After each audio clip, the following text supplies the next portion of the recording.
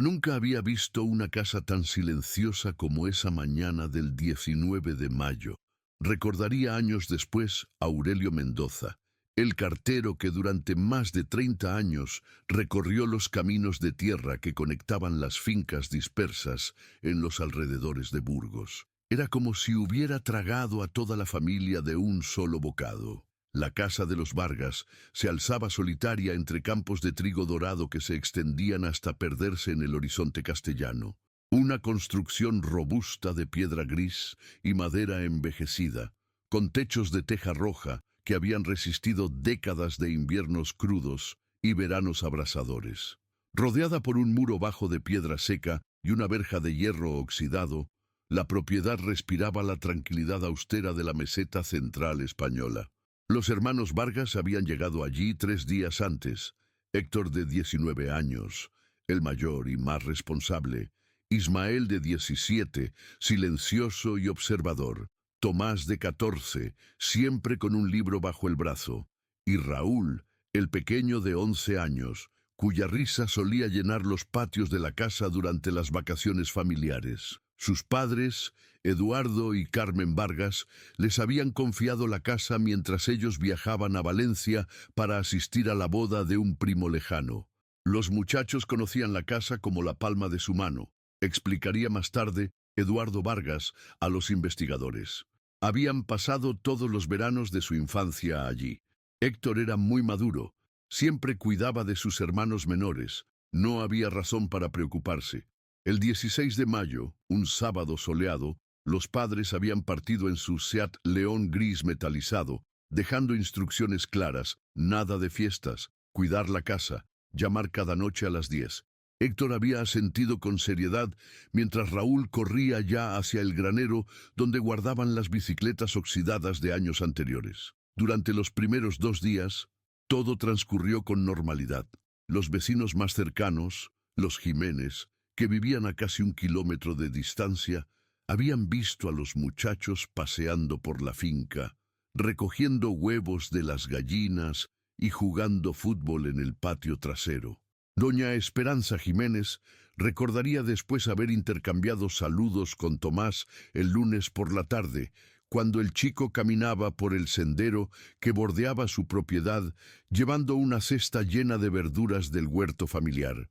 La noche del 17 de mayo, Eduardo Vargas recibió la última llamada de sus hijos. Héctor había sonado tranquilo al teléfono, informando que todo estaba bien, que habían cenado pasta con tomate y que Raúl ya estaba dormido. «Mañana vamos a limpiar el establo», había dicho. Tomás encontró unos libros viejos en el desván y está emocionado. La conversación duró apenas 5 minutos, lo habitual en esos contactos rutinarios. El miércoles 19 de mayo amaneció gris y ventoso. Las nubes bajas se arrastraban sobre los campos de trigo como una manta deshilachada, y el aire olía a lluvia próxima. Aurelio Mendoza llegó a la casa de los Vargas poco después de las 9 de la mañana, como cada miércoles desde hacía años, cargando las cartas y algunos paquetes en su vieja furgoneta Citroën. Al acercarse a la verja, notó algo extraño. Habitualmente, los perros de la familia, 2 mastines españoles llamados Bruno y Canela, salían ladrando al escuchar el motor del vehículo. Esa mañana, solo se escuchaba el viento silbando entre los álamos del patio delantero. Mendoza tocó el timbre varias veces.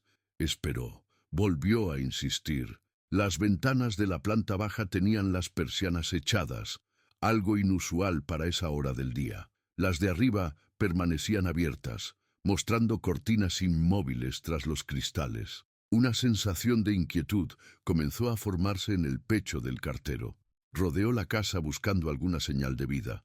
En la parte trasera encontró ropa tendida en el alambre, camisetas y pantalones de los muchachos que se agitaban al viento como fantasmas de tela.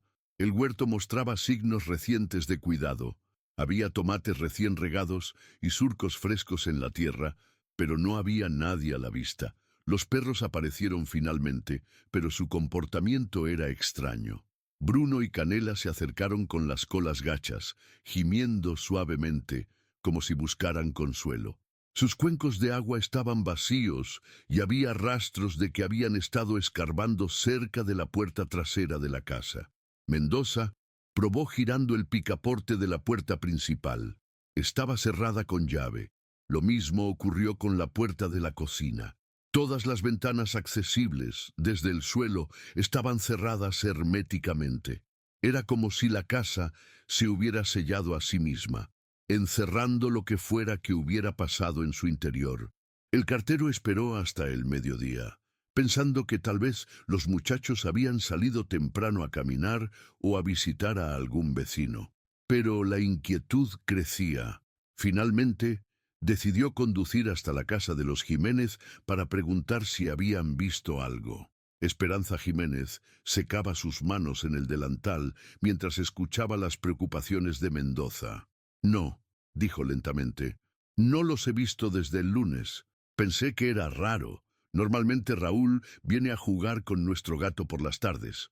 Su esposo, Patricio, añadió que había notado que no se veía humo saliendo de la chimenea de los Vargas desde hacía 2 días.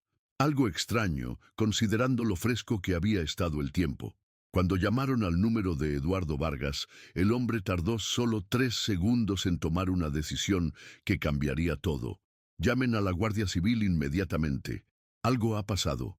A las 4 de la tarde, 2 vehículos oficiales levantaban polvo en el camino hacia la casa de los Vargas. El sargento Matías Herrera y 3 agentes se enfrentaron al mismo silencio inquietante que había desconcertado a Mendoza horas antes. Después de tocar repetidamente y gritar los nombres de los muchachos, decidieron forzar la entrada. La cerradura cedió con un chasquido metálico. La puerta se abrió lentamente, revelando un recibidor en penumbras. El aire del interior olía a comida sin terminar y a cerrado, como si nadie hubiera abierto una ventana en días. Lo que encontraron dentro desafiaría toda explicación lógica. En la cocina, 4 platos con restos de desayuno esperaban sobre la mesa. Tazas de café con leche a medio beber, tostadas con una mordida, mermelada abierta. Los cubiertos habían sido dejados como si alguien fuera a regresar en cualquier momento para terminar de comer. En el salón, la televisión permanecía encendida pero sin sonido, sintonizada en un canal de documentales. 4 depresiones en los cojines del sofá marcaban donde se habían sentado recientemente. Un libro, Las aventuras de Tom Sawyer, yacía abierto sobre la mesa de centro, con un marcapáginas en la página 127. Arriba, las camas estaban hechas, pero mostraban signos de haber sido ocupadas la noche anterior. En el cuarto de Héctor, una camisa colgaba del respaldo de una silla. En el de Tomás, varios libros formaban una pila ordenada junto a la cama. La habitación que compartían Ismael y Raúl tenía 2 pijamas doblados sobre las almohadas. Los armarios contenían toda la ropa de los muchachos. Sus mochilas estaban en sus habitaciones. Los cepillos de dientes permanecían húmedos en el baño. Era como si hubieran desaparecido en mitad de una mañana cualquiera, sin llevarse absolutamente nada.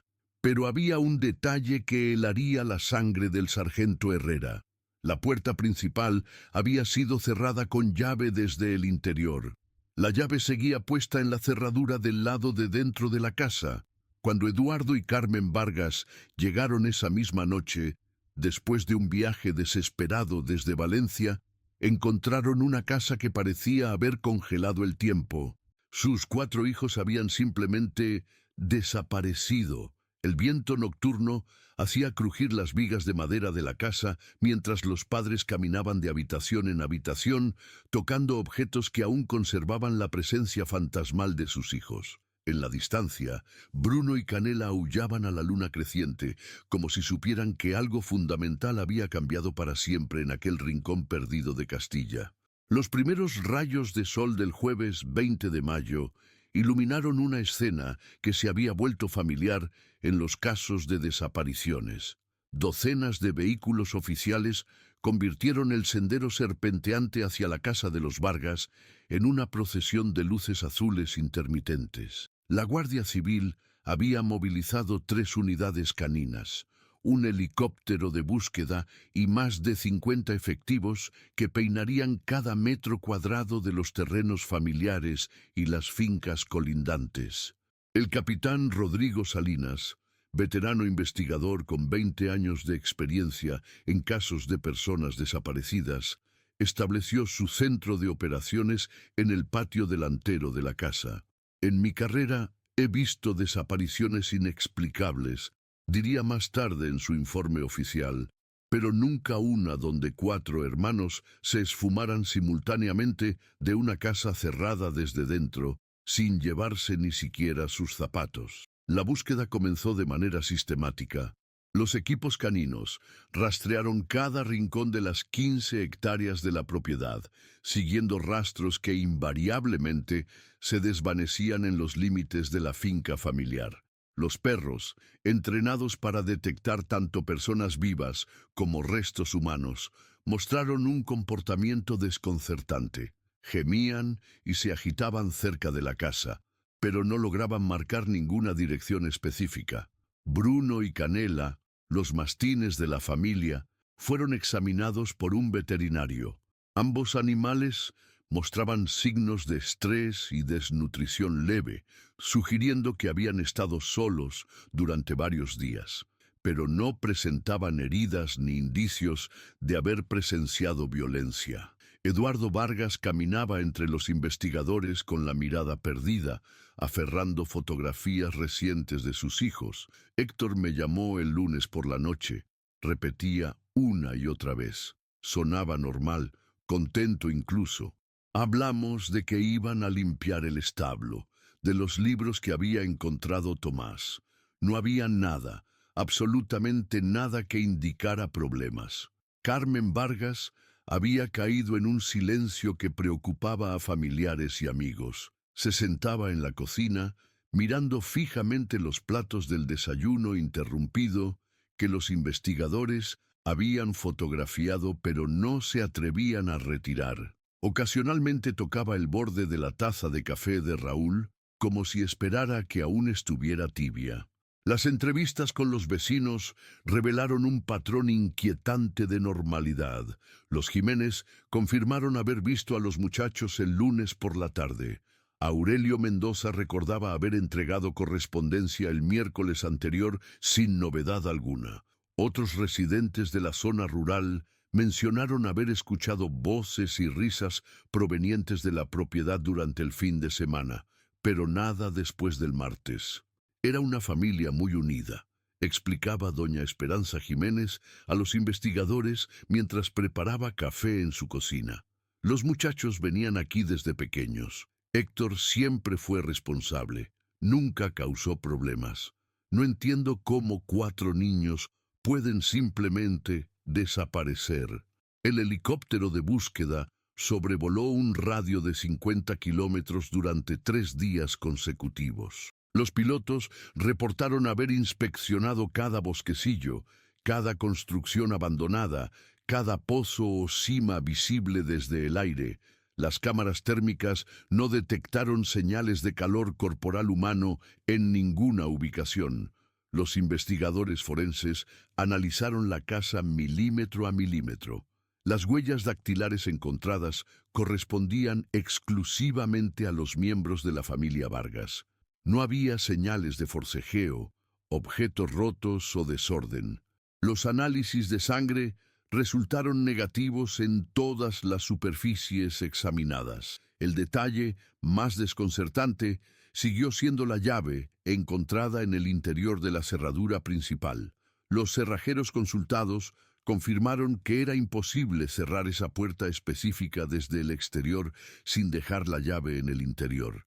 Alguien tuvo que cerrar desde dentro, explicó el técnico especialista. No hay otra manera física de que esa cerradura funcione. Las comunicaciones de los muchachos fueron rastreadas minuciosamente. Los teléfonos móviles de Héctor e Ismael permanecían en sus habitaciones, con las baterías agotadas desde el martes por la noche. Las últimas llamadas registradas correspondían a conversaciones rutinarias con amigos de Burgos y la llamada nocturna a sus padres. Conforme pasaron las semanas, la búsqueda se expandió más allá de la provincia. La fotografía de los 4 hermanos Vargas apareció en carteles distribuidos por toda España. Héctor, moreno y de constitución atlética. Ismael, más delgado y con gafas. Tomás, pecoso y siempre sonriente. Raúl, el pequeño de ojos grandes y pelo rubio. Los medios de comunicación recogieron el caso con intensidad. El misterio de los hermanos Vargas se convirtió en titular nacional. Programas de televisión dedicados a desapariciones ofrecieron recompensas por información. Llegaron cientos de llamadas a la línea habilitada por la Guardia Civil, pero todas resultaron ser falsas alarmas o confusiones con otros casos. Carmen Vargas comenzó a mostrar signos de deterioro físico notable. Perdió 12 kilos en 2 meses. Sus hermanas, que se turnaban para acompañarla, relatarían después las noches en vela que pasaba caminando por la casa, entrando en las habitaciones de sus hijos, tocando sus objetos personales como talismanes. Eduardo desarrolló una rutina obsesiva. Cada mañana recorría meticulosamente los campos circundantes, esperando encontrar alguna pista que hubiera escapado a los profesionales. Sus manos se llenaron de callos por cavar en lugares donde creía ver irregularidades en la tierra. Sus cuadernos se llenaron de mapas dibujados a mano, teorías anotadas con letra cada vez más temblorosa, horarios reconstruidos hasta el último minuto. A medida que el verano avanzaba, la intensidad de la búsqueda oficial comenzó a decrecer. Los recursos se redistribuyeron a otros casos. El capitán Salinas mantuvo el expediente abierto, pero admitió privadamente que las pistas se habían agotado. En septiembre, cuando los colegios reanudaron las clases, 3 pupitres permanecieron vacíos en el Instituto de Secundaria de Burgos. Los compañeros de clase de Ismael, Tomás y Raúl crearon un memorial improvisado con fotografías y flores. Héctor había terminado bachillerato el año anterior y planeaba estudiar ingeniería agrícola, siguiendo los pasos de su padre. El primer aniversario del caso llegó cargado de rituales de desesperanza. Carmen y Eduardo Vargas organizaron una misa en la iglesia del pueblo más cercano. Asistieron decenas de vecinos, conocidos y desconocidos, que habían seguido el caso a través de los medios. El padre González, que había bautizado a los 4 hermanos, tuvo dificultades para terminar la homilía. Un año después, seguimos buscando respuestas, declaró Eduardo Vargas a los periodistas congregados frente a la iglesia. Mis hijos están en algún lugar. No me rendiré hasta encontrarlos, sin importar cuánto tiempo pase. Pero el tiempo, implacable, continuaba su curso. Los carteles, con las fotografías de los hermanos, se descoloraron en las paredes de pueblos y ciudades. Los análisis forenses se archivaron en cajas etiquetadas con números de expediente. La casa de los Vargas, demasiado dolorosa para habitarla pero imposible de vender, comenzó a mostrar signos de abandono. Las persianas permanecían cerradas. El huerto se llenó de malas hierbas. Los álamos del patio crecieron sin poda, proyectando sombras cada vez más largas sobre una casa que había guardado su secreto con silencio absoluto. En invierno, cuando la nieve cubría los campos de trigo convertidos en rastrojos, los vecinos más cercanos reportaban ocasionalmente luces extrañas en las ventanas de la casa abandonada. Pero cuando la Guardia Civil acudía a investigar, siempre encontraban las puertas cerradas, las habitaciones vacías y solo el eco de sus propias pisadas resonando en los pasillos donde una vez corretearon 4 hermanos que el mundo parecía haber olvidado. Bruno y Canela fueron adoptados por los Jiménez, pero durante meses se escapaban para regresar a la finca abandonada, donde se sentaban frente a la puerta principal, esperando a unos amos que nunca regresarían a abrirles. El martillo neumático de Sebastián Ruiz se detuvo abruptamente cuando la pared cedió más de lo esperado. Era una mañana gris de octubre de 2020, exactamente 10 años y 5 meses después de la desaparición de los hermanos Vargas, y el albañil de 54 años había sido contratado para renovar completamente la casa familiar que había permanecido cerrada durante una década. Eduardo Vargas, ahora envejecido prematuramente y con el cabello completamente blanco, había tomado finalmente la decisión de vender la propiedad. «No puedo seguir pagando el mantenimiento de una casa llena de fantasmas», había explicado al agente inmobiliario. «Tal vez sea hora de dejar que otra familia le dé vida». Sebastián llevaba 3 semanas trabajando solo en la renovación.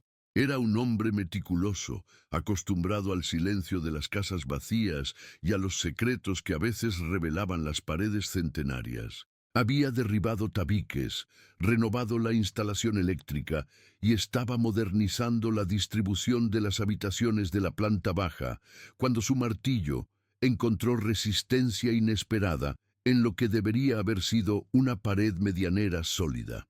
La casa de los Vargas databa de principios del siglo XX, con modificaciones y ampliaciones realizadas a lo largo de décadas por distintos propietarios. Los planos originales se habían perdido, y Eduardo Vargas solo conservaba algunos documentos de las reformas más recientes, realizadas por su padre en los años 80.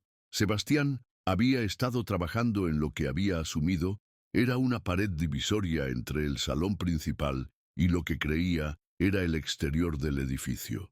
Según sus mediciones, debería haber aproximadamente 1,5 metros de espacio antes de llegar al muro exterior de carga. Pero cuando su herramienta perforó la primera capa de yeso y ladrillo, encontró un hueco. El aire que salió del agujero olía a cerrado, a humedad acumulada durante décadas. Sebastián apagó el martillo neumático y acercó una linterna a la abertura que había creado. El haz de luz reveló algo que le hizo retroceder instintivamente. Un espacio vacío, pero que claramente había sido construido de manera deliberada. Con creciente curiosidad e inquietud, amplió el agujero lo suficiente para introducir completamente la linterna.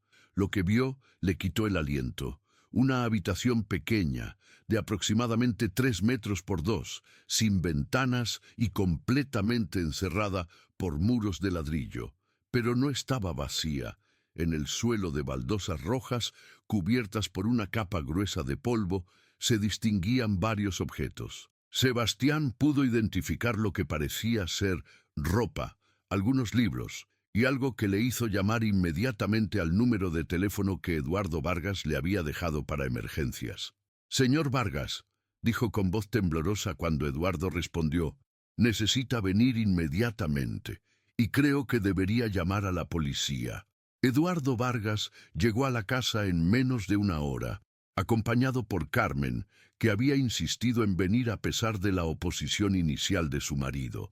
Ambos habían envejecido visiblemente durante la década transcurrida.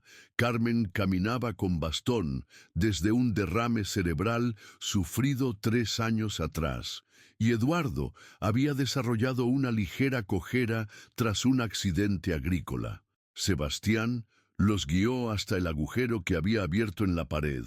«No he tocado nada más», explicó, «pero hay cosas ahí dentro que creo que ustedes deben ver antes que nadie». Eduardo se acercó al hueco con manos temblorosas. Tomó la linterna que le ofrecía el albañil e iluminó el interior del cuarto secreto. Lo que vio confirmó sus peores temores y, simultáneamente, le proporcionó las primeras respuestas concretas en 10 años de búsqueda desesperada. En el suelo polvoriento se distinguían claramente 4 colchonetas dispuestas como camas improvisadas. Junto a ellas, pilas de libros que Eduardo reconoció inmediatamente. Eran los volúmenes que Tomás había mencionado haber encontrado en el desván. Los mismos que su hijo había planeado leer durante aquellos días de mayo de 2010. Había 4 mochilas escolares, las mismas que Eduardo recordaba haber visto en las habitaciones de sus hijos la mañana de la desaparición. Pero también había otros objetos, latas de conserva vacías, botellas de agua, una lámpara de queroseno y lo que parecían ser recipientes improvisados para necesidades básicas. Carmen se acercó al agujero con dificultad, apoyándose en el brazo de su marido. Cuando la luz de la linterna iluminó una camiseta azul que reconoció como perteneciente a Raúl, su pequeño de 11 años, se desplomó en una silla que Sebastián había acercado rápidamente. La Guardia Civil llegó en 20 minutos. El capitán Salinas, ya retirado, había sido sustituido por la teniente Ana Morales, una mujer joven y meticulosa que conocía el expediente de los hermanos Vargas como uno de los casos más desconcertantes de la provincia. El protocolo para la exploración del cuarto sellado se estableció con extrema cautela. Sebastián amplió la abertura lo suficiente para permitir el acceso de una persona, y los técnicos forenses comenzaron la documentación fotográfica exhaustiva antes de retirar cualquier objeto. Lo que encontraron pintó un cuadro perturbador pero revelador. Los hermanos Vargas habían estado efectivamente en ese cuarto, pero las evidencias sugerían que no habían llegado allí por voluntad propia. Las colchonetas mostraban signos de uso prolongado. Los libros tenían páginas marcadas y anotaciones en los márgenes. Las latas de conserva habían sido abiertas con un abrelatas que también se encontró en el cuarto. Pero había detalles más inquietantes. Las paredes del cuarto mostraban marcas de arañazos, como si alguien hubiera intentado cavar o raspar el mortero con las uñas. En una esquina, grabadas directamente en el ladrillo con algún objeto punzante, se distinguían iniciales: H, UPV, I, UPV, T, B, R, UPV. Y debajo, una fecha, mayo 2010. El análisis forense reveló que el cuarto había sido sellado desde el exterior con mezcla de cemento y ladrillo fresco, un trabajo que habría requerido varias horas y conocimientos básicos de albañilería. La pared que Sebastián había derribado no era original de la casa. Había sido construida específicamente para ocultar esa habitación. Los objetos personales encontrados confirmaron la identidad de los ocupantes. Además de la ropa y los libros, se encontraron los documentos de identidad de los 4 hermanos, sus relojes de pulsera y un diario que Tomás había comenzado a escribir durante su encierro. Las primeras páginas del diario, redactadas con letra temblorosa pero legible, comenzaban con una entrada fechada el 18 de mayo de 2010. Nos han encerrado aquí. No sabemos quién ni por qué. Héctor dice que mantengamos la calma, que alguien vendrá a buscarnos. Raúl está asustado, pero Ismael le está contando historias para tranquilizarlo. La teniente Morales leyó las entradas del diario con creciente horror y fascinación. Las páginas documentaban semanas de cautiverio, esperanza gradualmente desvanecida, intentos desesperados de comunicarse con el exterior y, finalmente, entradas cada vez más espaciadas que sugerían el deterioro físico y emocional de los hermanos. La última entrada del diario, escrita con letra casi ilegible, estaba fechada el 15 de junio de 2010, casi un mes después de la desaparición. Ya no viene nadie a traernos comida, el agua se está acabando, Héctor está muy débil, Raúl ya no habla. Si alguien encuentra esto algún día, sepan que nos quisimos mucho hasta el final. Mamá, papá, los amamos. Cuando la teniente Morales terminó de leer las páginas del diario en voz alta, el silencio en la habitación fue absoluto. Eduardo Vargas sostenía a Carmen, que sollozaba en silencio. Sebastián, el albañil que había hecho el descubrimiento, se había sentado en el suelo con la cabeza entre las manos. Pero el cuarto sellado había revelado solo una parte del misterio. Los restos de los 4 hermanos no estaban allí. Las búsquedas forenses ampliadas no encontraron rastros de ADN o material biológico que indicara que hubieran muerto en esa habitación. Era como si, después de semanas de cautiverio documentadas en el diario de Tomás, hubieran sido trasladados a otro lugar. Esa noche, mientras los focos de la Guardia Civil iluminaban la casa de los Vargas como un escenario teatral macabro, Eduardo caminaba por los campos circundantes con una nueva y terrible certeza.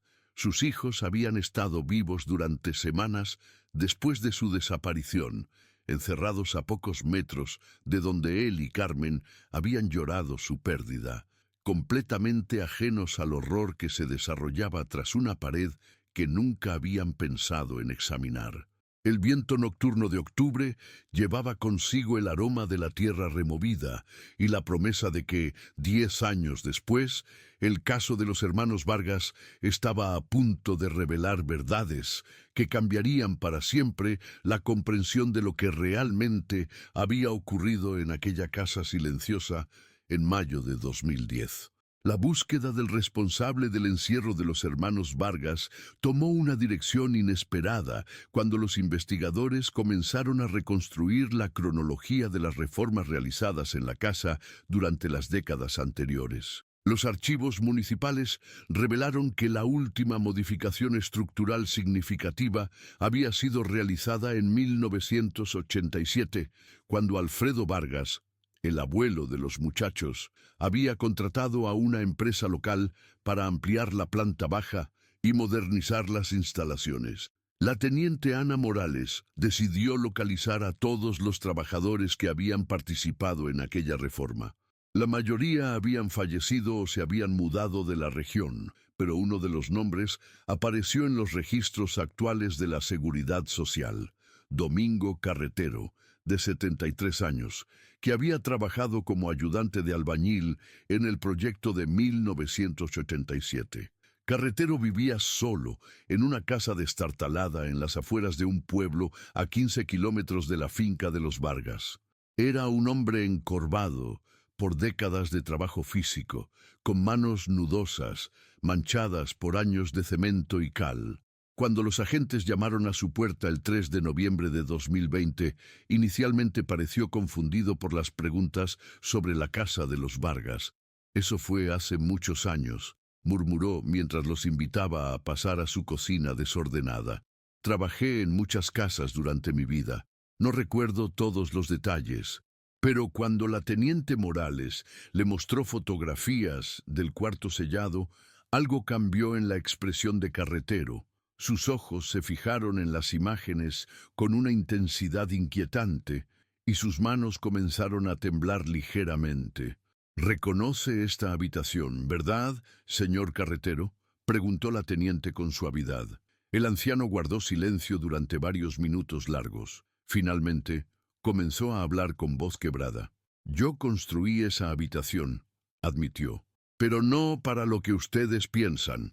Era para mi nieto». La confesión de Domingo Carretero se desarrolló lentamente, como agua filtrándose a través de una presa agrietada. Los investigadores descubrieron que el anciano había perdido a su único nieto, un niño de 8 años llamado Miguel, en 1985. El pequeño había muerto ahogado en un pozo abandonado mientras jugaba cerca de la casa de Carretero. «Miguel era todo lo que me quedaba después de que muriera mi hija», explicó con lágrimas corriendo por sus mejillas surcadas de arrugas. Su padre se había largado años antes. Cuando el niño murió, me volví loco de dolor. En su estado de duelo patológico, Carretero había desarrollado una obsesión: crear un lugar seguro donde ningún niño pudiera sufrir lo que había pasado Miguel. Cuando trabajó en la reforma de la casa de los Vargas en 1987, había construido en secreto la habitación oculta durante las noches, utilizando materiales sobrantes de la obra. «La hice pensando que algún día podría salvar a algún niño del peligro», murmuró. «Un lugar donde estarían seguros, donde nadie podría hacerles daño». Durante décadas, Carretero había mantenido una vigilancia obsesiva sobre las familias de la zona rural, especialmente aquellas con niños. Conocía los horarios, las rutinas, los momentos de vulnerabilidad. En su mente deteriorada por el dolor y los años, había desarrollado la convicción de que era su deber proteger a los niños del mundo peligroso. La mañana del 18 de mayo de 2010, Carretero había visto partir a Eduardo y Carmen Vargas hacia Valencia. Conocía la existencia de las llaves de repuesto que la familia guardaba bajo una maceta del patio trasero, un detalle que había observado durante años de vigilancia silenciosa. Entré en la casa esa noche, confesó. Los muchachos estaban durmiendo. Les dije que había un escape de gas, que tenían que salir inmediatamente. Héctor me conocía de vista. Sabía que yo había trabajado para su abuelo. Confiaron en mí. La teniente Morales escuchaba con horror creciente mientras Carretero describía cómo había conducido a los 4 hermanos somnolientos al cuarto secreto, convenciéndolos de que era una medida de seguridad temporal hasta que se reparara la supuesta fuga de gas. Les dije que estarían seguros allí, continuó, que volvería en unas horas cuando todo estuviera arreglado. Pero cuando cerré la pared, algo en mi mente se quebró. Pensé que si los dejaba salir, el mundo los lastimaría, como lastimó a mi Miguel. Durante las siguientes semanas, Carretero había suministrado alimentos y agua a los hermanos encerrados a través de un sistema improvisado de tubos que había instalado décadas atrás. Pero su estado mental se deterioraba progresivamente. Sus visitas se volvieron irregulares. Su capacidad para mantener la realidad de la situación se desintegró gradualmente. Al principio venía cada día, admitió. Escuchaba sus voces a través de los tubos. Héctor me gritaba, me suplicaba que los dejara salir, pero yo sabía que era mejor para ellos estar seguros. El mundo es muy peligroso para los niños. Las últimas entradas del diario de Tomás cobraron un significado terrible. Carretero había dejado de suministrar comida y agua después de la 3ª semana. En su confusión mental progresiva, había comenzado a olvidar la existencia misma de los hermanos encerrados. Dejé de oír sus voces, murmuró. Pensé que tal vez habían encontrado una manera de escapar. O tal vez había sido todo un sueño. A veces no sabía qué era real y qué no. Cuando la teniente Morales le preguntó directamente qué había pasado con los cuerpos de los hermanos, Carretero la miró con ojos vidriosos y confundidos. Los llevé al lugar seguro, dijo, al mismo lugar donde está Miguel, donde ya no pueden sufrir daño. Los investigadores siguieron a Carretero hasta una zona boscosa a 2 kilómetros de su casa, donde el anciano los guió hasta una serie de pozos abandonados cubiertos por décadas de maleza y vegetación. Con manos temblorosas señaló uno de los pozos más profundos. «Aquí está Miguel», susurró, «y aquí están los otros niños que salvé». La excavación del pozo reveló una verdad que heló la sangre de todos los presentes. En el fondo cenagoso, a más de 15 metros de profundidad, los equipos forenses encontraron los restos de Miguel Carretero, el nieto que había muerto en 1985. Pero también encontraron los restos de Héctor, Ismael, Tomás y Raúl Vargas. Los análisis posteriores confirmaron que los hermanos habían muerto por deshidratación y desnutrición tras semanas de encierro. Carretero, en un estado de completa disociación mental, había trasladado sus cuerpos al pozo durante la noche, convencido de que los estaba llevando a un lugar donde estarían para siempre seguros con Miguel.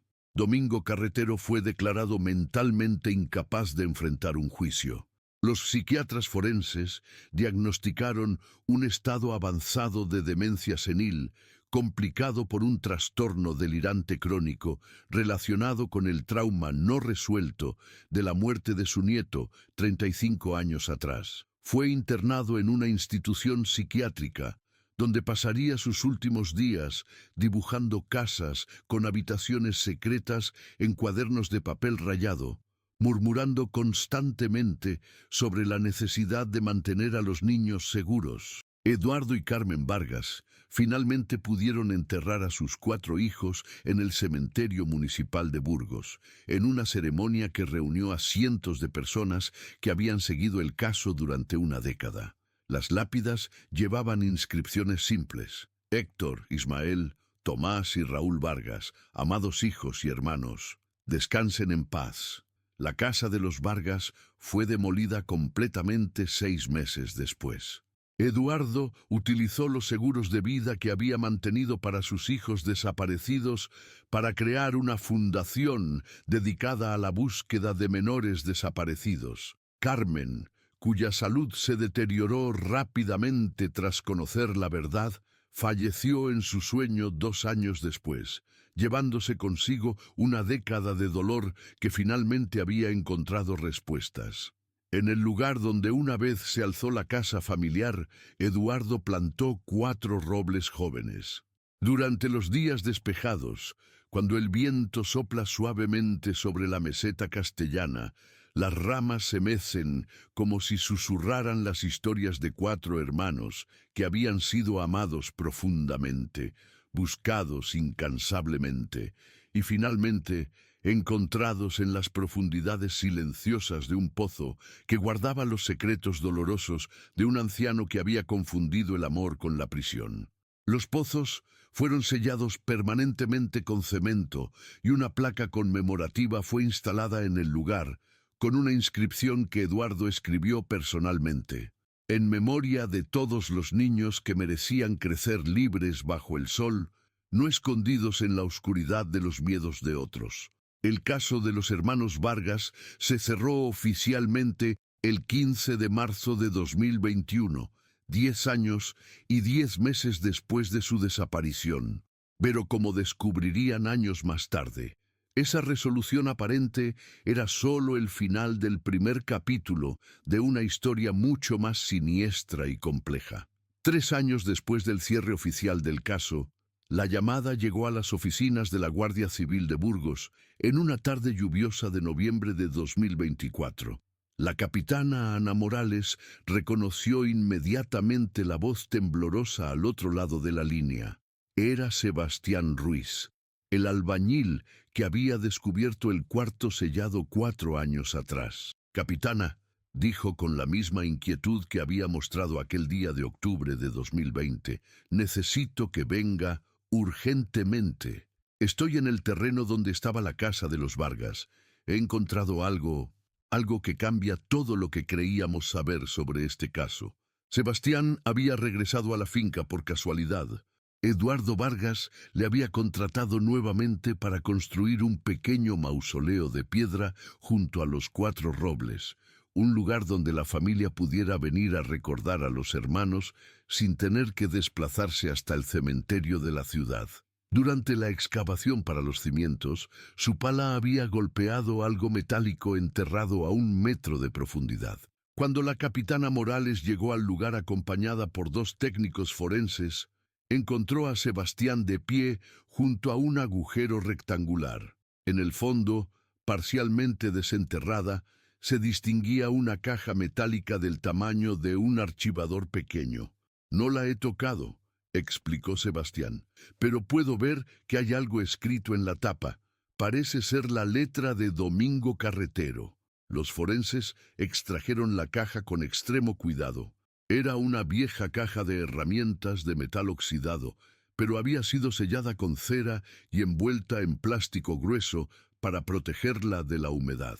En la tapa, grabadas con un clavo o destornillador, se leían las palabras: «La verdad sobre los niños que salvé», D.C. 2010. El contenido de la caja revolucionó completamente la comprensión del caso. En su interior había 3 cuadernos manuscritos, docenas de fotografías, recortes de periódico y lo más impactante de todo, mapas detallados, dibujados a mano que mostraban la ubicación de otros 7 pozos en un radio de 50 kilómetros alrededor de la zona. Los cuadernos, escritos en la letra meticulosa pero progresivamente deteriorada de Domingo Carretero, revelaban una verdad aterradora. Los hermanos Vargas no habían sido sus únicas víctimas. Durante más de 3 décadas, desde la muerte de su nieto Miguel en 1985, Carretero había salvado a otros niños que consideraba en peligro. El primer cuaderno comenzaba con una entrada fechada en 1987. Hoy vi a una niña sola esperando el autobús escolar bajo la lluvia. Sus padres la habían abandonado ahí, expuesta al frío y al peligro. La llevé al lugar seguro número 2.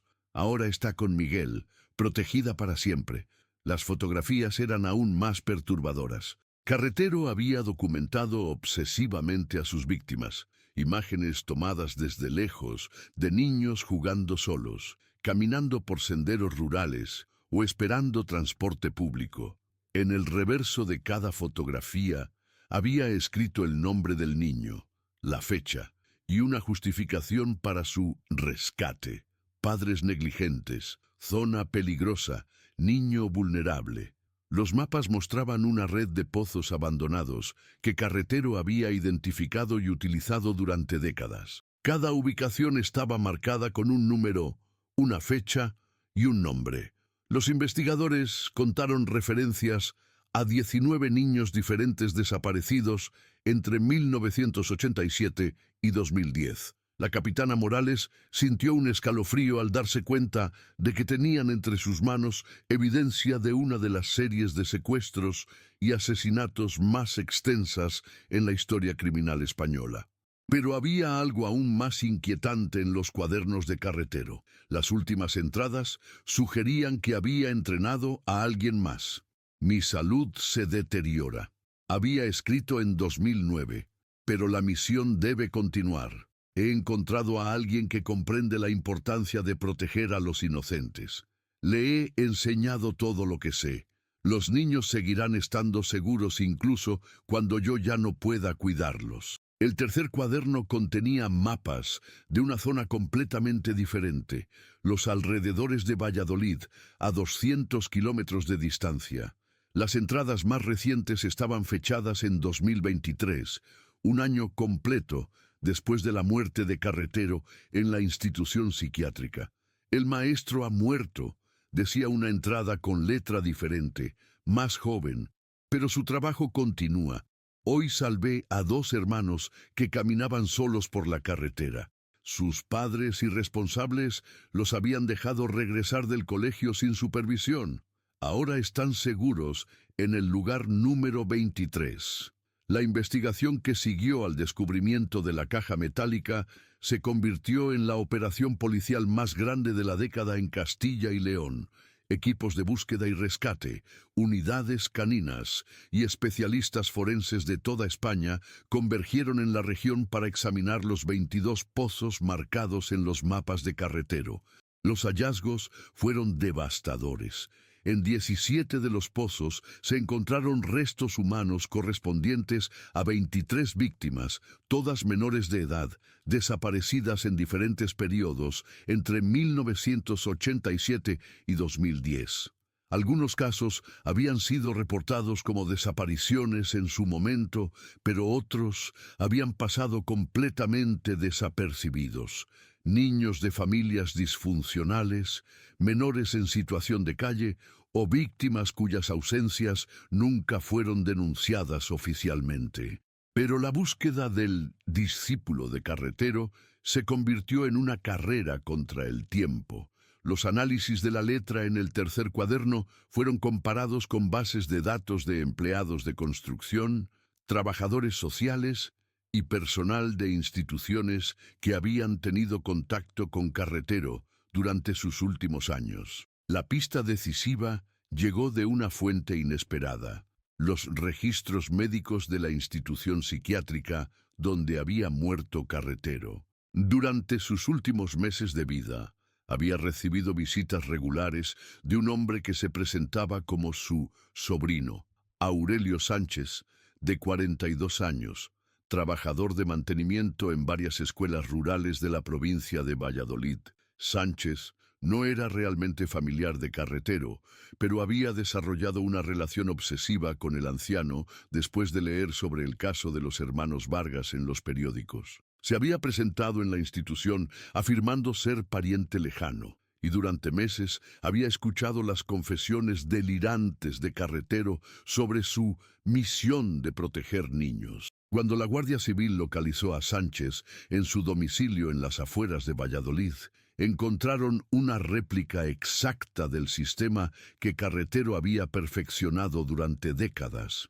Mapas de rutas escolares, fotografías de niños tomadas desde lejos y cuadernos llenos de justificaciones para rescates futuros. En el sótano de su casa, habían construido una habitación idéntica al cuarto secreto de la casa de los Vargas, sin ventanas, con provisiones básicas y un sistema de tubos para suministrar alimentos. Pero esta habitación estaba vacía. Sánchez había sido arrestado justo antes de implementar su primer rescate. Durante el interrogatorio, Sánchez reveló una verdad aún más perturbadora. Había estado en contacto con otros individuos a través de foros de Internet, personas que compartían la filosofía distorsionada de Carretero sobre proteger a los niños del mundo exterior. La investigación se expandió internacionalmente, revelando una red de individuos en España, Francia y Portugal que habían adoptado métodos similares. La capitana Morales se enfrentó a la realización de que el caso de los hermanos Vargas no había sido un incidente aislado perpetrado por un anciano trastornado, sino el origen de una ideología criminal que había encontrado seguidores y había evolucionado en formas aún más sofisticadas y peligrosas. El juicio de Aurelio Sánchez. El proceso judicial contra Sánchez se convirtió en un hito legal en España. Por primera vez en la historia del sistema penal español, se juzgaba a alguien por perpetuar una ideología criminal heredada de otro criminal fallecido. Los abogados defensores argumentaron que Sánchez había sido víctima de manipulación psicológica por parte de Carretero, pero la evidencia de planificación previa y contactos con otros individuos similares invalidó esta defensa. Eduardo Vargas, ahora de 70 años y notablemente frágil, testificó durante el juicio. Su declaración, leída con voz quebrada pero firme, se centró no solo en el dolor de haber perdido a sus hijos, sino en la responsabilidad de evitar que otros niños sufrieran el mismo destino. Mi esposa Carmen murió sin saber que la muerte de nuestros hijos había inspirado a otros monstruos, declaró, pero yo he vivido para verlo, y tengo la responsabilidad de asegurarme de que esta cadena de horror termine aquí, con la justicia más severa posible. Sánchez fue condenado a prisión permanente revisable, la pena más alta contemplada en el sistema penal español. Durante la lectura de la sentencia, el juez hizo una declaración extraordinaria. Este caso representa no solo la justicia por crímenes cometidos, sino la prevención de crímenes futuros. La ideología criminal debe ser erradicada tan severamente como los actos criminales mismos. Las consecuencias globales, el descubrimiento de la red internacional, inspirada por Domingo Carretero, llevó a cambios significativos en las políticas de seguridad infantil de varios países europeos. Se establecieron nuevos protocolos para monitorear foros de Internet donde se discutían ideologías de protección extrema de menores y se crearon unidades especializadas para detectar patrones de comportamiento obsesivo hacia niños en trabajadores de instituciones educativas y sociales. La fundación creada por Eduardo Vargas expandió su misión para incluir la investigación de redes criminales organizadas alrededor de ideologías distorsionadas de protección infantil. Se convirtió en un centro de referencia internacional para comprender cómo el trauma individual puede evolucionar en movimientos criminales organizados. El verdadero final. En el verano de 2025, 15 años después de la desaparición de los hermanos Vargas, Eduardo plantó un quinto roble junto a los 4 árboles que honraban la memoria de sus hijos. Este árbol, explicó a los periodistas presentes, estaba dedicado a todas las víctimas de Domingo Carretero y su red de seguidores, pero también a la esperanza de que la verdad completa, por dolorosa que fuera, podía servir para proteger a futuros niños de destinos similares. La historia de mis hijos no terminó cuando encontramos sus cuerpos, declaró Eduardo mientras apretaba un puñado de tierra húmeda alrededor de las raíces del árbol joven. Su historia continúa cada vez que su memoria ayuda a salvar a otro niño, cada vez que la verdad sobre lo que les pasó evita que otros padres vivan nuestro dolor. La capitana Morales, promovida ahora a comandante y especializada en redes criminales internacionales, mantiene en su oficina no solo la fotografía de los hermanos Vargas, sino también un mapa de Europa donde marcan cada caso relacionado que han logrado prevenir o resolver basándose en las lecciones aprendidas del caso original. Algunos crímenes son eventos aislados, reflexiona mientras observa el mapa. Otros son semillas que pueden crecer en bosques enteros de horror si no se comprende su verdadera naturaleza. El caso de los hermanos Vargas nos enseñó que a veces resolver un misterio es solo el principio de entender una verdad mucho más amplia y peligrosa. En las noches de invierno, cuando el viento sopla entre los 5 robles que crecen donde una vez estuvo la casa de los Vargas, los habitantes de la región ya no escuchan solo ecos de risas infantiles. También escuchan el susurro de hojas que parecen murmurar nombres, no solo los de Héctor, Ismael, Tomás y Raúl, sino los de todas las víctimas cuyas memorias se han convertido en escudos protectores para los niños que aún viven libres bajo el cielo abierto de Castilla. Y en algún lugar de Europa, en oficinas de policía que trabajan las 24 horas del día, investigadores especializados continúan desmantelando redes criminales que nunca habrían sido detectadas sin comprender primero la lección fundamental que dejó Domingo Carretero, que los monstruos más peligrosos a menudo son aquellos que creen sinceramente estar salvando a sus víctimas.